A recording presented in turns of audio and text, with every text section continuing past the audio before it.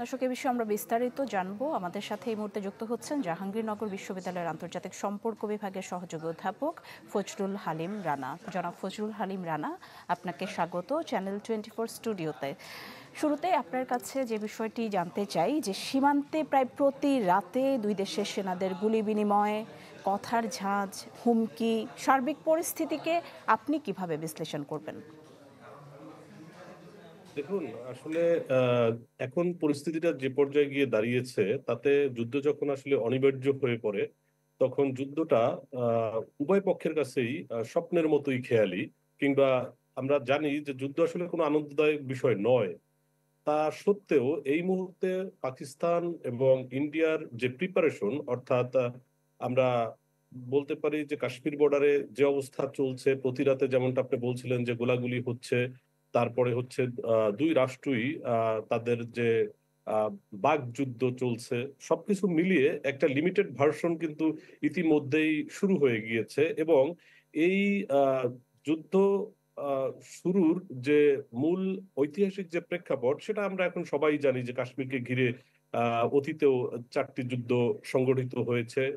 তিনটি বড় রকমের যুদ্ধ সংগঠিত হয়েছে 1948-এ, তারপরে আমরা বলতে পারি 1965-এ, কিংবা এরপরে হচ্ছে আপনার 1999-এ কার্গিল ওয়ার যেটা। তো এই যুদ্ধগুলোতে দেখা যায় যে মূলত দুই পক্ষই তারা কিন্তু এক ধরনের তাদের যে ইগো, রাষ্ট্রীয়ভাবে কিংবা তাদের যে অস্তিত্বের লড়াই, সেগুলো জানান দেওয়ার জন্যই এই সম্মুখ সমরে অংশগ্রহণ করা। তবে এবারের যে প্রেক্ষাপটটি, সেটি আমার কাছে মনে হয়েছে যে ইন্ডিয়ায় এখন যারা ক্ষমতায় রয়েছেন, অর্থাৎ বিজেপি নেতৃত্বাধীন যে জোট, তো তাদের যে এক ধরনের বলতে পারেন যে এই ইস্যুকে কেন্দ্র করে প্রধানমন্ত্রী নরেন্দ্র মোদীর বক্তব্য এবং জনগণের যে এক্সপেকটেশন, কিংবা তারা এটিকে সোশ্যাল মিডিয়া কিংবা অন্যান্য গণমাধ্যম আমরা যেগুলো দেখতে পাই বিভিন্ন সার্ভে, তাতে দেখা যায় যে ইন্ডিয়ার মানুষ এখন যুদ্ধ চাইছে। অর্থাৎ তারা যত দ্রুত সম্ভব সরকার যাতে পাকিস্তান অ্যাটাক করে ইন্ডিয়ান মিলিটারি, সেটা তারা চাইছে। এটি একটি অদ্ভুত বিষয়। ঠিক তেমনি পাকিস্তানের যারা মানুষ রয়েছেন, কিংবা ওখানে যারা মিলিটারি রয়েছেন, তারপরে হচ্ছে সিভিল সোসাইটির যারা লোকজন রয়েছেন, তারা কেউ কেউ যুদ্ধের বিপক্ষে বললেও কিন্তু মোটা দাগে আপনার বেশিরভাগ জনগণ কিংবা সাধারণ মানুষ কিন্তু তারাও পাকিস্তান অর্থাৎ ইন্ডিয়ার সাথে যুদ্ধ চাইছে। কেবল এই অঞ্চলে ব্যতিক্রম শুধু বাংলাদেশ। বাংলাদেশে আমরা যারা সাধারণ জনগণ, আমরা হয়তো যুদ্ধ চাচ্ছি না, কিংবা আমরা একটা পিসফুল কান্ট্রি হিসেবে আমরা আমাদের অবস্থান সর্বদাই এরকম।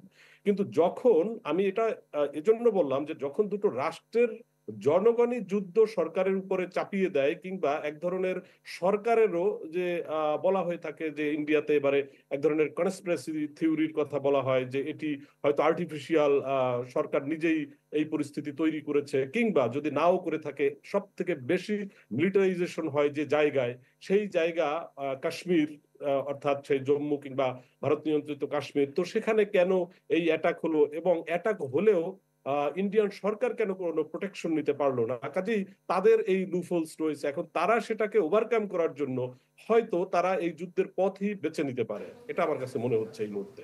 জি, আরেকটি বিষয় জানতে চাই, যুদ্ধের এই যে দামামা বাড়ছে, এটি আসলে আঞ্চলিক শান্তি ও স্থিতিশীলতার জন্য আসলে কতটা হুমকি স্বরূপ?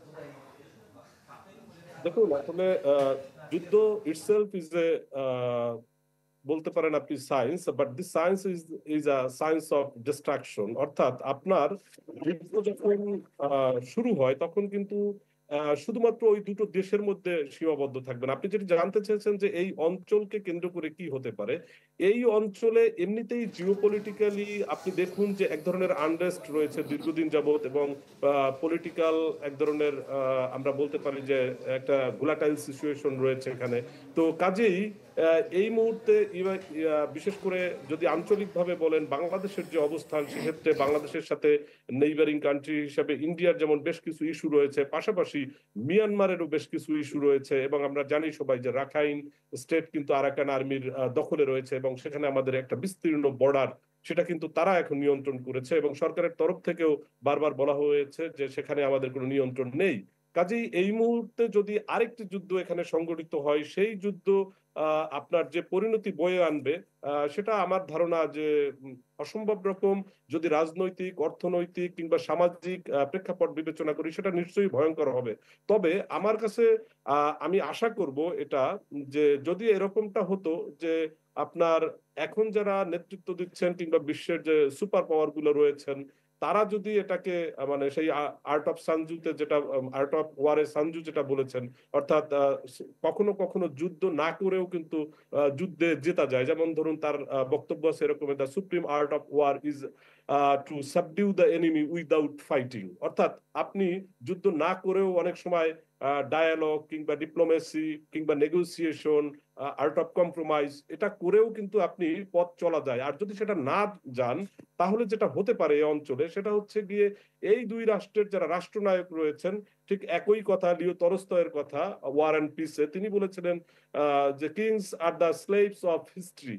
অর্থাৎ তাহলে এই দুই রাষ্ট্রের যারা রাষ্ট্রনায়ক রয়েছেন, এখন তারা যুদ্ধের দামামা বাজিয়ে যতই হিরোইজম করুন না কেন, আখেরে কিন্তু তাদেরকে জনগণ ইতিহাসের আস্থা কুড়েই নিক্ষেপ করবে। এবং কারণ হচ্ছে এখানকার যে মানুষ, অর্থাৎ আমি যেটা বললাম যে এই পুরো অঞ্চল জুড়ে, সেটা পাকিস্তান, ইন্ডিয়া, বাংলাদেশ, মিয়ানমার কিংবা এর আরো আশেপাশে যারা নেইবারিং কান্ট্রি, নেপাল, ভুটান, শ্রীলঙ্কা, এরা সবাই ক্ষতিগ্রস্ত হবে এবং এখানকার অর্থনীতি ক্ষতিগ্রস্ত হবে এবং জিওপলিটিক্যালি সকলে এক ধরনের চাপের মধ্যে পড়বে। কাজেই এইটা অনেক নিশ্চয়ই ধন্যবাদ জনাব ফজলুল হালিম রানা, আপনাকে অনেক ধন্যবাদ। দর্শক, জাহাঙ্গীরনগর বিশ্ববিদ্যালয়ের আন্তর্জাতিক সম্পর্ক বিভাগের সহযোগী অধ্যাপক ফজলুল হালিম রানা আমাদের সাথে যুক্ত হয়েছিলেন।